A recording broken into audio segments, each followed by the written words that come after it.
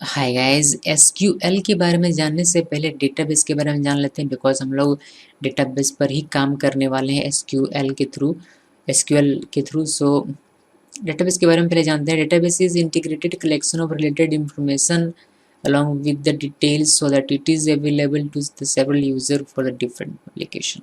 जैसे कि एग्जांपल में मैंने यहाँ एक डेटाबेस क्रिएट किया है स्टूडेंट नाम का, जिसके अंदर एक टेबल है कंप्यूटर साइंस, और इस टेबल में कुछ डेटा है जैसे कि रोल नंबर है, स्टूडेंट का नाम है, एड्रेस है और फीस है उसकी। ओके, सो ये एक डेटाबेस हो गया। ओके, डेटाबेस हमेशा टेबल के फॉर्म में होता है जिसमें रॉज और कॉलम होते हैं।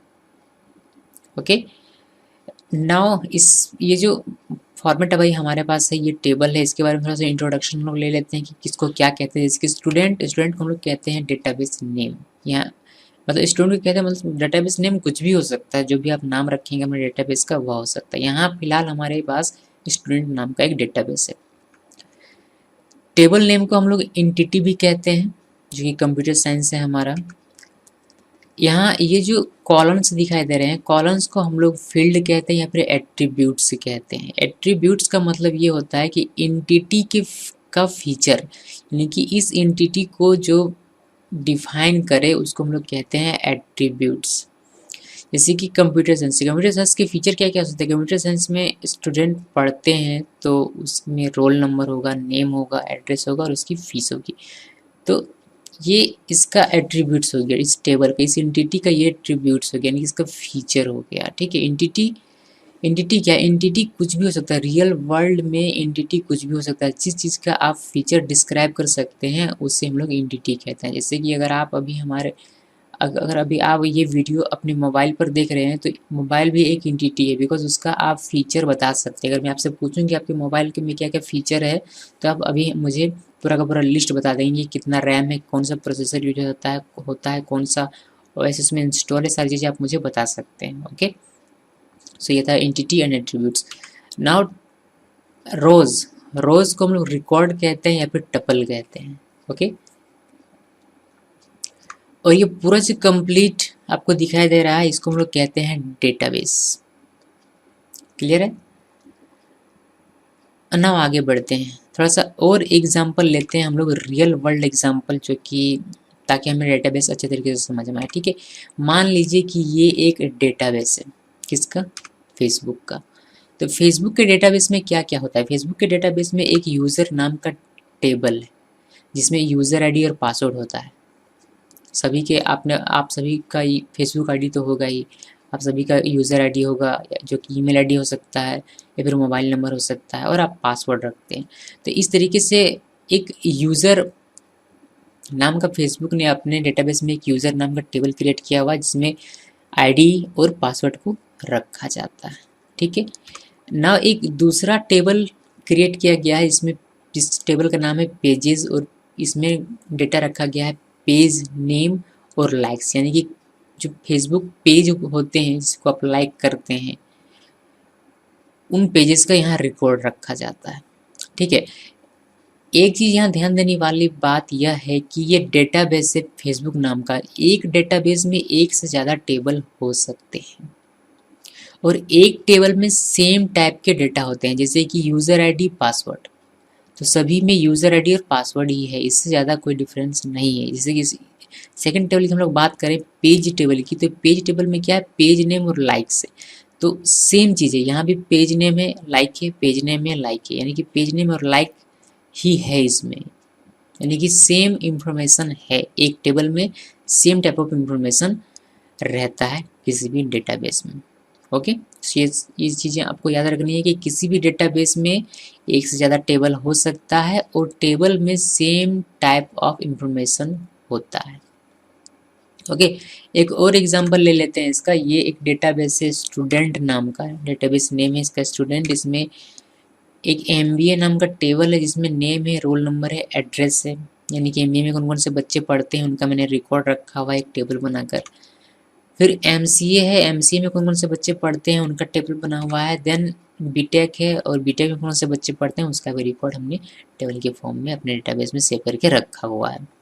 ओके, सो ये था डेटाबेस। अब बात करते हैं टेबल और एंटिटी की, यानी कि टेबल और एंटिटी क्या होता है हम लोगों ने देख लिया, बट यहाँ डिटेल में थोड़ा सा जान लेते हैं। ठीक है, table is the structure inside database that contains data organised in columns and rows. I think यहाँ रॉज होना चाहिए।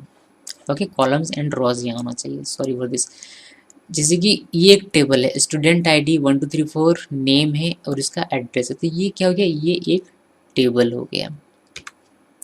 कॉलम्स, फील्ड्स, फीचर या फिर एट्रीब्यूट्स जो भी कहिए सब सेम है। The name of each column is in a table is use to interpret its meaning and is called an attributes. Definition बिल्कुल वही है कि टेबल नेम यानी कि एंटिटी के फीचर को जो डिस्क्राइब करते हैं, जो भी फीचर्स होते हैं उनको हम लोग कॉलम्स कहते हैं या फिर एट्रीब्यूट्स फीचर या फिर फील्ड कहते हैं, जो भी आप कहिए। तो यहाँ ये जो है आपके एट्रीब्यूट्स कहलाएंगे, ये सारे एट्रीब्यूट्स हैं। ओके, ना नेक्स्ट रॉ रिकॉर्ड और टपल की बात करते हैं। Each raw in a table represent a record and is called a tuple. तो इसमें ये जो आपको दिखाई दे रहे हैं ये रॉ है, इसको हम लोग टपल भी कहते हैं। ओके, नाउ टेबल कैसे क्रिएट किया जाता है। जैसे कि कहीं भी आप जाते हैं, कहीं भी आप किसी भी डेटाबेस को क्रिएट करेंगे आप, तो आपको ये रॉ डाटा मिलेगा। ठीक है, यानी कि इस तरीके से आपको डेटा मिल सकता है। किसी भी अगर कंपनी में डेटाबेस क्रिएट करने के लिए जाते हैं तो हो सकता है कि आपको एम्प्लॉय नाम दे और जो भी है, जैसे कि एक यूनिवर्सिटी का ये है, उसके स्टूडेंट का रजिस्टर में लिखा हुआ इस तरीके से रोल नंबर वगैरह वगैरह सब कुछ। उसको टेबल के फॉर्म में कैसे लिखेंगे, टेबल के फॉर्म में लिखने के लिए सबसे पहले आपको आइडेंटिफाई करना पड़ेगा कि हर चीज़ में क्या क्या सिमिलर है। जैसे कि हर यहाँ आप देख पा रहे हैं कि सभी में नेम है, सभी का अपना अपना नाम है, तो नेम एक एट्रीब्यूट्स हो गया आपका। रोल नंबर है, यहाँ भी रोल नंबर है, यहाँ भी रोल नंबर है, यहाँ भी रोल नंबर है और यहाँ भी रोल नंबर, तो रोल नंबर एक आपका एट्रीब्यूट्स हो गया। दूसरा एड्रेस है, तो एड्रेस भी, और ईमेल आईडी है तो ईमेल आईडी भी। इस तरह से आप सभी एट्रीब्यूट्स को लिखते हैं। यहाँ आप स्टूडेंट टेबल नेम दे सकते हैं, यानी कि एंटिटी नेम दे सकते हैं, या फिर अगर आपका एक टेबल है तो आप डेटाबेस नेम भी दे सकते हैं स्टूडेंट नाम का, और अपना टेबल नेम कुछ भी रख सकते हैं। और नेम आप आइडेंटिफाई करते हैं कि इसमें से नाम कौन कौन सा है, और उसको नाम को 1 बाय 1 आप यहाँ लिखते हैं। देन उसी तरह रोल नंबर को लिखते हैं, एड्रेसेस को लिखते हैं और ईमेल आईडी को लिखते हैं, और इस तरीके से आप एक टेबल क्रिएट करते हैं अपने डेटाबेस में। क्योंकि प्रैक्टिकली हम लोग देखेंगे, बट लॉजिकली यही है कि डेटाबेस में टेबल कैसे क्रिएट किया जाता है। ओके, ना नेक्स्ट बात करते हैं डेटाबेस मैनेजमेंट सिस्टम की, जिसका हम लोग यूज़ करेंगे डेटाबेस को क्रिएट करने के लिए। DBMS is the software system that allows the access to the data in the database.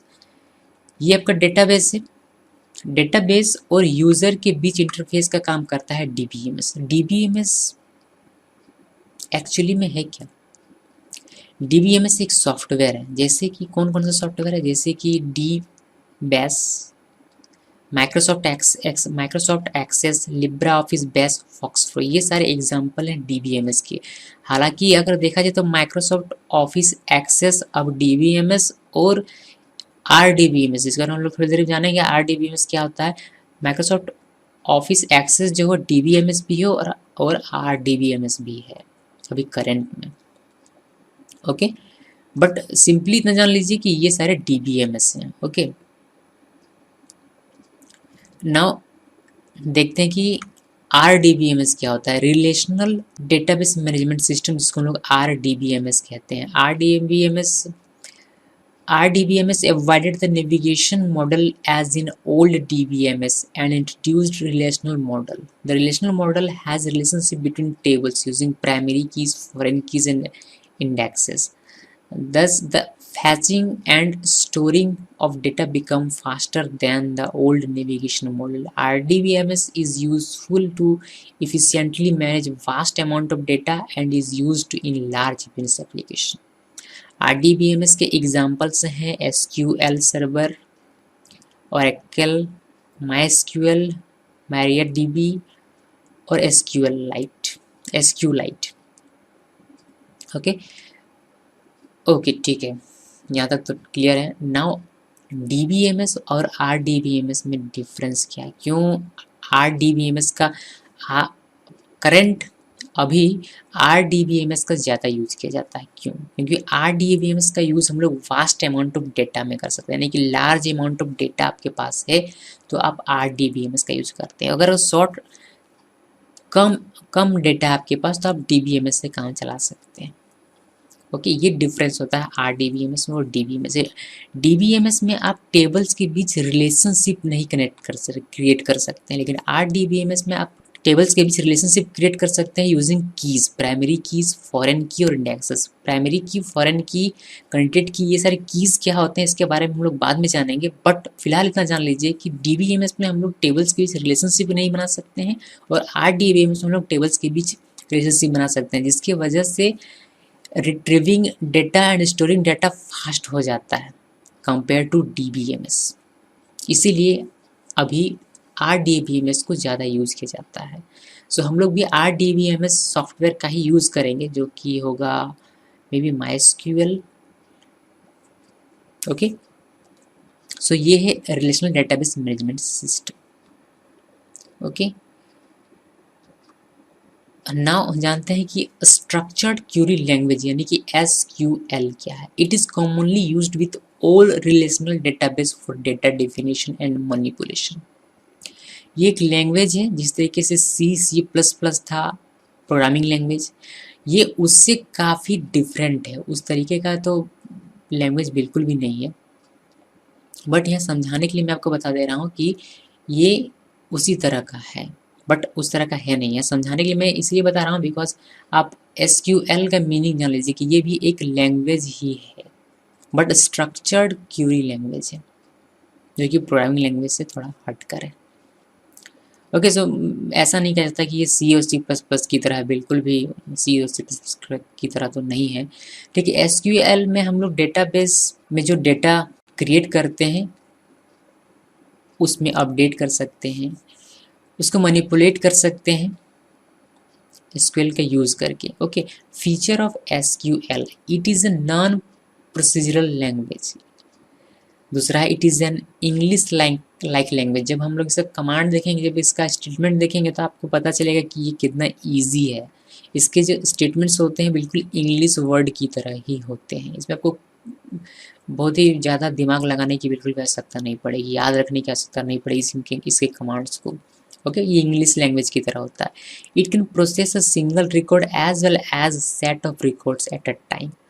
All SQL statements define what is to be done rather than how it is to be done.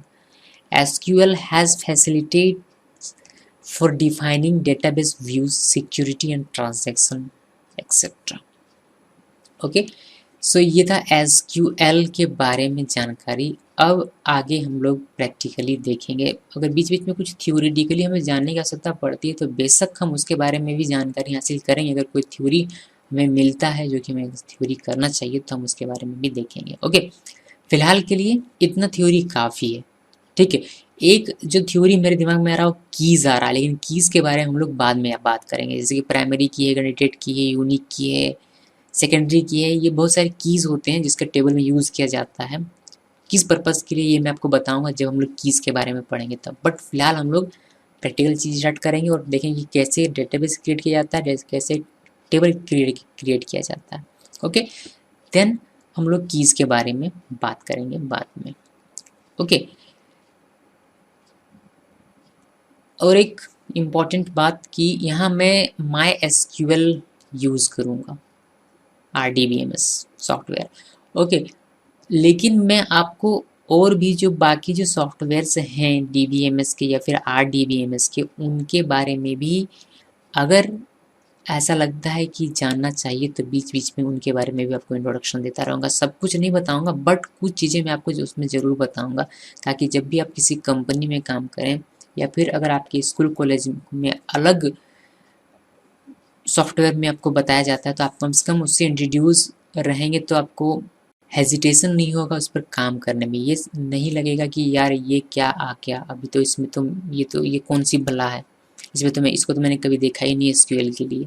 सो ऐसा नहीं होना चाहिए मेरे ख्याल से। इसीलिए हम लोग नए नए जो सॉफ्टवेयर्स हैं DBMS एंड RDBMS से रिलेटेड उनके बारे में भी कम से कम इंट्रोडक्शन जरूर ले लेंगे कि किस तरीके से उसमें हम लोग स्ट्रक्चर्ड क्यूरी लैंग्वेज एसक्यूएल के स्टेटमेंट्स को लिख सकते हैं, आउटपुट्स कैसे लेते हैं, एक्सेट्रा एक्सेट्रा। ओके, फिलहाल हम लोग स्टार्ट करेंगे माई से और बाद में मैं इसको कन्वर्ट कर दूंगा मे बी किसी GUI सॉफ्टवेयर से जिसमें ग्राफिकल यूज़र इंटरफेस, जिसमें कि हम लोग आउटपुट साथ में देख पाएंगे, बिकॉज MySQL कमांड लाइन पर काम करता है जो कि काफ़ी बोरिंग होता है एक्चुअली। ओके, वेल बोरिंग तो नहीं होता है बट देखने में लगता है। सो नेक्स्ट वीडियो में देखते हैं कि MySQL को कैसे डाउनलोड किया जाता है और कैसे इंस्टॉल किया जाता है। Till then thanks for watching.